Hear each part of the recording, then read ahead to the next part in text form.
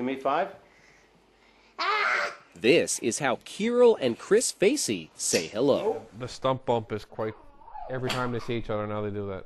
The Faceys have been Kiril's family for only a few months, but already he seems right at home, especially when he's with his new grandfather, Chris. The ironic thing about Kiril having the same hand gone as me is I can't buy gloves with him, and if we walk down the road holding hands, one of us has to walk backwards.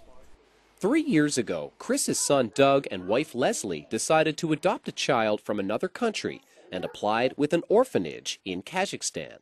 Then last March, they received this photo of a boy born missing his right hand and knew right away that he would become their son.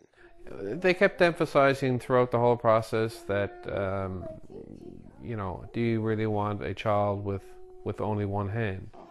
Now we put this one on this hand. At the orphanage, Kiril had been passed up for adoption 6 times.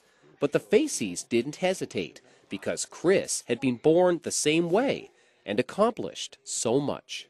You know, how could I sit there and say this is going to be a problem when you're looking at this man who's been to the Paralympics, he's plays soccer, he's a great philanthropist in the city, he's a very successful businessman. How can you sit there and say, my child won't be able to do any of that? When they first met at the St. John's airport, Kiril had never seen another person who was missing a hand. And I just stuck out my hand, and he reached out with his stump, and he touched mine.